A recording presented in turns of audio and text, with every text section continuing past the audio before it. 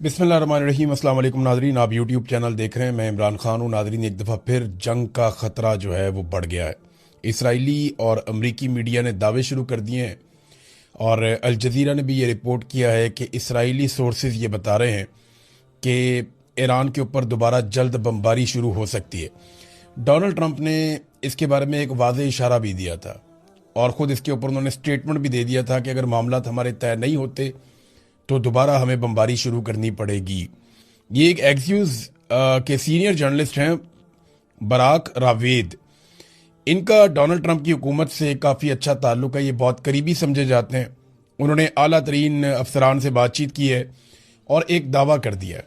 उन्होंने कहा कि अगर बहुत जल्दी कोई पेशरफ्त ना हुई, बल्कि इन्होंने 24 घंटे का वक्त दिया है कि अगर बहुत जल्दी कोई पेशरफ्त ना हुई तो जंग दोबारा शुरू हो सकती है। और जंग दोबारा शुरू होने की वजह यह है कि पाकिस्तान ने तो पूरी कोशिश की है ना।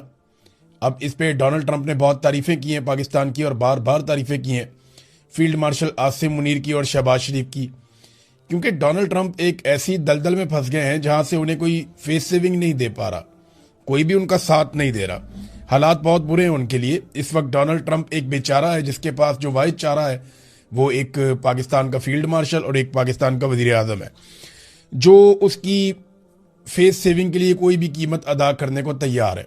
दुनिया में कोई और डोनाल्ड ट्रंप का भार उठा नहीं पा रहा। यानी डोनाल्ड ट्रंप से लोग अपने आप को दूर रख रहे हैं, अपने आप को बचा रहे हैं। कोई भी इस शख्स की गारंटी लेने को तैयार नहीं है, क्योंकि डोनाल्ड ट्रंप का एक रिकॉर्ड है झूठ बोलने का।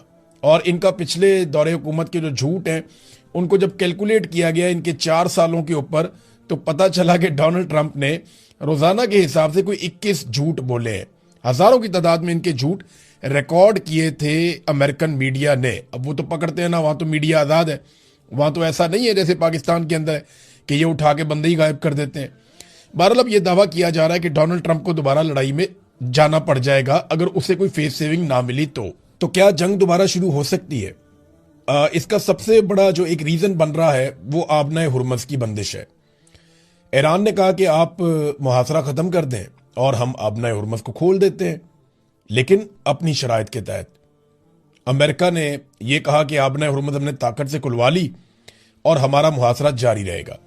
अब एक नया प्लान भी अमेरिका ने बनाया, वो प्लान मैं आपके सामने रख देता हूं। ये वॉल स्ट्रीट जर्नल की रिपोर्ट है। ये रिपोर्ट क्या कह रही है? इस रिपोर्ट के मुताबिक अमरीकी हुकाम का कहना है कि अमरीकी फौज ने आने वाले दिनों में ईरान से मुंसलिक बहरी जहाज़ों पर सवार होने और उनकी तलाशी लेने और उनको तहवील में लेने की तैयारियां शुरू कर दी हैं। रिपोर्ट के जो अहम नुकात हैं वो क्या है? कार्रवाई का मकसद यह है कि यह इकदाम ईरान के खिलाफ जारी बहरी नाकाबंदी को मजीद सख्त करने की हिकमत अमली का हिस्सा है, जिसका मकसद ईरान की तेल की बरामदात और दीगर ममनुआ सामान की तरसील को रोकना है। बैन अल-अक़वामी पानियों में कार्रवाई। अमरीकी बहरिया और स्पेशल फोर्सेस को इन जहाज़ों को रोकने और इन पर कब्जे के लिए अलर्ट कर दिया गया है जो बैन अल-अक़वामी समुद्री कवानीन या पाबंदियों की खिलाफ वर्जी कर रहे हैं। ये तैयारी एक ऐसे वक्त में की जा रही है जब आबना हुर्मुज़ में ईरान और अमरीका के दरमियान कशीदगी अरूज पर है और जंगबंदी के मुआहदे की मुद्दत खत्म होने के करीब है। अब ये एक, क्योंकि वॉर ट्रॉफी तो मिल नहीं रही, डोनाल्ड ट्रंप को किसी किस्म की कोई फेस सेविंग नहीं मिल रही, तो अब ये करेंगे क्या? अब ये कोई ईरानी जहाज जो सिविलियन जहाज होंगे या कोई टैंकर्स होंगे या कोई माल बरदार जहाज होगा, ये उसके ऊपर कब्जा करेंगे, अपने फौजियों को वहां पे चढ़ाएंगे, वहां वीडियो बनाएंगे। डोनाल्ड ट्रंप उस वीडियो को या तस्वीर को दिखाएंगे और डोनाल्ड ट्रंप ये कहेंगे देखें हमने ईरानी जहाजों पर कब्जा कर लिया है, हमारे लिए कोई मसला नहीं, हम ईरान पे भी कब्जा कर सकते हैं। ये स्टेटमेंट आपको आने वाले दिनों में अगर हालात ठीक ना हुए तो सुनने को मिल सकते हैं। फॉक्स न्यूज जो डोनाल्ड ट्रंप के बहुत करीब है, यानी रिपब्लिकन वाले फॉक्स न्यूज देखते हैं, जबकि डेमोक्रेट्स जो हैं वो ज्यादातर CNN देखते हैं। तो फॉक्स न्यूज ने एक दावा किया, उन्होंने कहा जी आपने हुर्मुज़ पर मुकम्मल कंट्रोल पासदाराने इनकलाब का है, और ये उन्होंने अपने सोर्सेज से बताया और ये सरकारी सोर्सेज हैं। उन्होंने कहा कि बड़े मौसर तरीके से आबना हुर्मुज़ बंद है, कई जहाज वापस जा चुके हैं। ये जरा एक तस्वीर देखें, आपको इसमें सारी कहानी समझ आएगी। ये देखें, पिछले 50 दिन के अंदर जो आबना हुर्मुज़ है वो किस तरीके से बंद है और वहां से कितने जहाज गुजर रहे हैं। अगर आप पिछला डाटा देखें, इसमें ये जो अलग अलग कलर्स के साथ आपको बताया जा रहा है कि कौन कौन से कलर में कौन कौन से कंटेनर हैं। बहरहाल ये सारे माल बरदार जहाज हैं जो आबना हुरमुज़ में से गुजरते थे। इनकी तादाद 150 के लगभग 125-150 के बीच में रहती थी, और जिस दिन जंग शुरू हुई उसके बाद से लेकर अब तक ये तादाद 10 तक नहीं पहुंची। सिर्फ गुज़िश्ता चंद दिनों में जब हालात बेहतर हो रहे थे तो ये तादाद 15 तक पहुंची, उसके अलावा ये कभी भी ज़्यादा नहीं हुई। तो ये तकरीबन ना होने के बराबर आबना हुरमुज़ का इस्तेमाल रह गया है। अब ईरान जो है वो ये कहता है कि यहाँ पे आप हमें सिक्योरिटी टैक्स दें और यहाँ से गुजर जाएं। इसके ऊपर बाकायदा खबरें छपी हैं, और आबना हुरमुज़ पर सिक्योरिटी टैक्स देने वालों को तरजीहन पहले गुजरने देंगे। ईरान ने यह भी ऐलान कर दिया है। बाकायदा इसके ऊपर आर्टिफिशियल इंटेलिजेंस की तस्वीर जारी की गई हैं, जिसमें मुख्तलिफ ममालिक के झंडे लगे हुए जहाज वहां से गुजर रहे हैं, और ईरान ने एक टूल टैक्स लगाया हुआ है। वहां पे उनके पासदारान इनकलाब की यूनिफॉर्म में लोग बैठे हैं, और वो जो गुजरने वाले जहाज हैं उनसे पैसा ले रहे हैं और उनको गुजरने की इजाजत दे रहे हैं। वैसे इस अदायगी को बिटकॉइन के अंदर या चाइनीज करेंसी के अंदर तरजीहन ईरान ने कहा है कि जनाब किया जाए। अब ये बाकायदा ईरान ने कहा कि हम यहां से गुजरने देंगे, लेकिन हमारी शराइत के मुताबिक। कालीबाफ ने इसके ऊपर एक स्टेटमेंट भी जारी किया है। पहले कालीबाफ का एक स्टेटमेंट देखते हैं ताकि आपको आइडिया हो जाए कि वो अब क्या कह रहे हैं। एक्चुअली जब ईरान ने कल बंद किया फौरी तौर पे आबना हुरमुज़ को, तो वो रिएक्शन था ईरान का। डोनाल्ड ट्रंप ने ऊपर नीचे ऐसे स्टेटमेंट दे दिया। हालांकि आसिम मुनीर ने 3 दिन बड़ी मेहनत की है ईरान में जाके, बड़ा जोर लगाया। एक आदमी इतना ही कर सकता है, और आसिम मुनीर ने अपनी डोमेन से बाहर निकल कर जाकर जोर लगाया, कोशिश की किसी तरह मामला बन जाए, क्योंकि डोनाल्ड ट्रंप को फेस सेविंग दिलवाना भी उनका मिशन है। दूसरा वो ये चाहते हैं कि जान छूटे किसी तरह। पहले ही पाकिस्तान के हालात ठीक नहीं है। देखें, ये हालात का तकाजा है जो इमरान खान साहब के साथ किया जा रहा है। अदालतें बिल्कुल इंसाफ नहीं दे रही, अदालतों के दरवाजे खटखटा खटखटा के थक गए हैं। अदालती अहकामात जो है वो कोई अर्दली भी नहीं मानता, अपने जूते की नोक के ऊपर रखते हैं सिपाही अदालत के अहकामात को। तो हालत तो ये है इस वक्त पाकिस्तान में। और जो जजेस लाए गए हैं वो जजेस पहले से ही मुतनाज़े हैं, उनको लाया ही इन कामों के लिए गया है, और वो अपने वही काम कर रहे हैं। चाहे सुप्रीम कोर्ट ऑफ पाकिस्तान हो, चाहे इस्लामाबाद हाई कोर्ट हो, चाहे लाहौर हाई कोर्ट हो, पूरे निज़ाम को पाकिस्तान की मिलिट्री एस्टेब्लिशमेंट ने अपनी एजेंसियों के जरिए से यरगमाल बनाया हुआ है, और कोई भी जज इंसाफ देने की प्रॉपर पोजीशन में नहीं है। अब इसमें जो इमरान खान साहब की बहनों के स्टेटमेंट हैं, लीडरशिप के लिए सिंपल एक पैगाम है इमरान खान साहब की बहनों का। वो कहती हैं जी कि पार्टी ऐसे रिलैक्स है जैसे इमरान खान का इलाज हो गया है। जो इमरान खान का बयानिया का बोझ नहीं उठा सकता वो साइड पे हो जाए। अब अलीमा खानम ने बड़ी सख्त बातें की हैं पाकिस्तान तहरीक इंसाफ के बारे में, और अगर आप ये देखें वो एक बहन है तो वो ये बातें कर सकती हैं। एक पॉलिटिकल लीडर कभी ऐसी बातें नहीं करता। जो पॉलिटिकल लोग होते हैं वो कहीं ना कहीं गुंजाइश बचा कर रखते हैं, लेकिन ये बहनें, इन्हें सियासत से कोई लेना देना नहीं है। ना इन्होंने कल को कोई ओहदेदार बनना है, ना इन्होंने वजीर आला, ना वजीर आजम, कुछ भी नहीं बनना है इन्होंने। तो इसलिए इनकी तवज्जो इस बात पे है कि इनके भाई की जान बचे और इनके भाई का इलाज हो और इनके भाई को रिहाई मिले। अब वो ये कहती है कि इमरान खान की सेहत पर हम पीटीआई की तरफ से कुछ होता हुआ नहीं देख रहे। अब हम ये बात करेंगे। आज हाईकोर्ट में इमरान खान के मुकदमात लगे हुए हैं। उन्होंने पैगाम भेजा था कि सीनियर वकला जाकर मेरे केसेस लगवाएं। इमरान खान के टिकट होल्डर्स जो वकला थे वो कहां है? इमरान खान ने बहुत सारे वकीलों को टिकट दिए थे ना कि इन्हें इलेक्शन लड़ाओ, क्योंकि इमरान खान जानते थे कि एक बड़ी लीगल बैटल आगे उनकी पार्टी को लड़नी पड़ेगी। लेकिन वकला ने क्या किया? हामिद खान पीटीआई के सेनेटर हैं, वो किधर हैं? इमरान खान की आंख खराब है। हाई कोर्ट के 2 केसेस में जमानत मिल जाए तो वो बाहर आ सकते हैं। हामिद खान, लतीफ खोसा, अली जफर, बैरिस्टर गौहर, ये लोग सारे किधर हैं? गौहर साहब को वैसे तो सेहत की इतनी फिक्र है, चेयरमैन है, कहां है? क्यों नहीं केस के लिए खड़े हुए? अली बुखारी किधर है? और भी बहुत सारे लोग हैं। छोटे मोटे वकील जो हैं वो तो आ जाते हैं बेचारे, भाग दौड़ करते रहते हैं, लेकिन जो बड़े वकला हैं जिनको इमरान खान साहब ने नवाजा है अपनी जिंदगी में और इमरान खान साहब की सियासत से उनको फायदा हुआ, उनमें से कोई दिखाई नहीं देता। इस पे इमरान खान साहब की बहनों ने काफी सख्त बयान दिए। उन्होंने कहा जी इमरान खान को शिफा इंटरनेशनल अस्पताल मुंतकिल करके जाती मुआलिजीन और फैमिली की मौजूदगी में इलाज करवाने की एक दरखास्त दायर की गई है।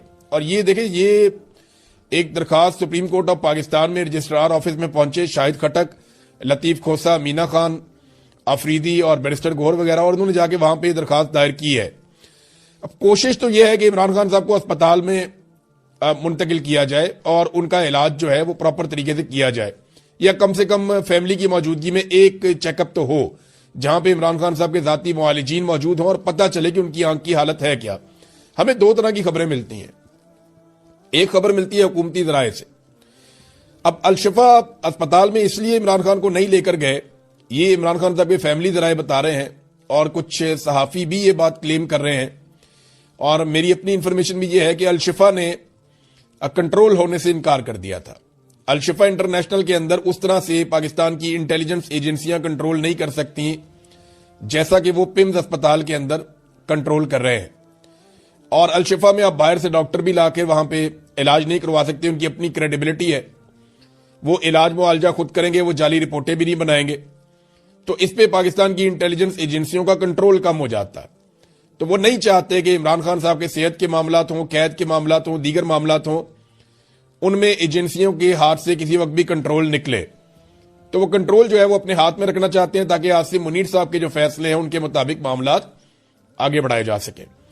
अब यहां पे बैरिस्टर गौहर ने कहा कि गुज़िश्ता साल 17 मरतबा इस्लामाबाद हाई कोर्ट और 14 मरतबा सुप्रीम कोर्ट जा चुके हैं। वैसे ये तो गिन गिन के जाते हैं। यानी मेरे एक दोस्त हैं, सहाफी है, वो मुझे एक दिन कह रहे थे कि ये तो हाजिरी लगवाने आते हैं। तो उनकी बात यहां पे दुरुस्त साबित हो गई। बैरिस्टर गौहर साहब कह रहे हैं कि 17 मरतबा मैं गया हूं हाई कोर्ट और 14 मरतबा हम गए सुप्रीम कोर्ट। तो इसका मतलब है ये तो गिन गिन कर जाते हैं, और गिन गिन कर वही जाता है जो हाजिरी लगाता है कि मेरी हाजिरी पूरी हो गई है।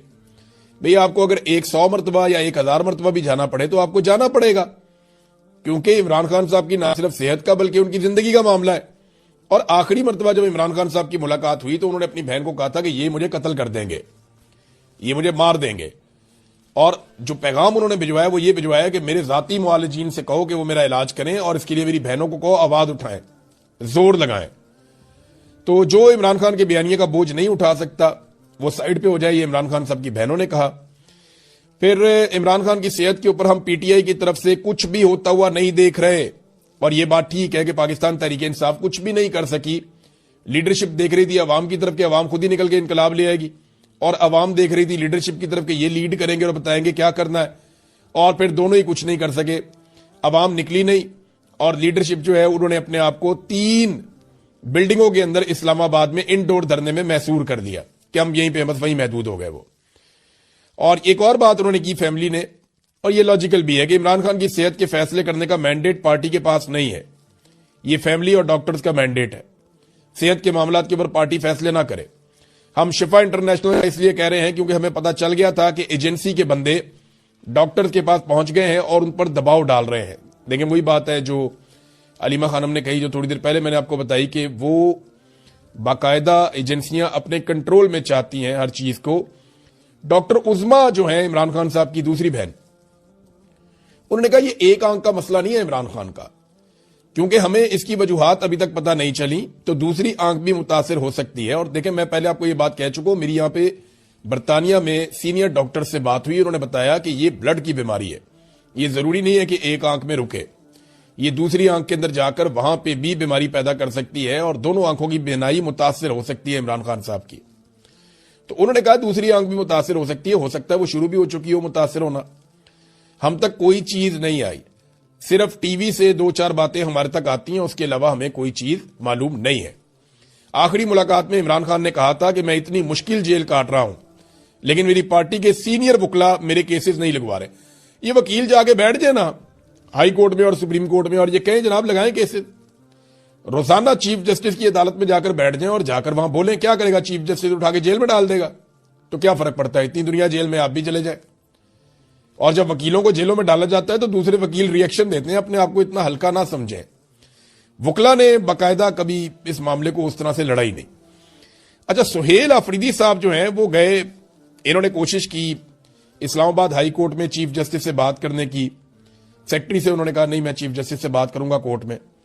तो ये जनाब कोर्ट के अंदर बैठ गए और जब ये रुस्तम पे गए और उन्होंने चीफ जस्टिस से बात करने की कोशिश की, अस्सलामु अलैकुम कहा, तो रोजे की हालत में थे। उन्होंने कहा जी मैं रोजे की हालत में था, मैंने अस्सलामु अलैकुम कहा चीफ जस्टिस को, तो चले वो मेरी बात ना सुनते, मुझे इंसाफ ना देते, लेकिन मेरे सलाम का जवाब तो देते। उन्होंने मेरा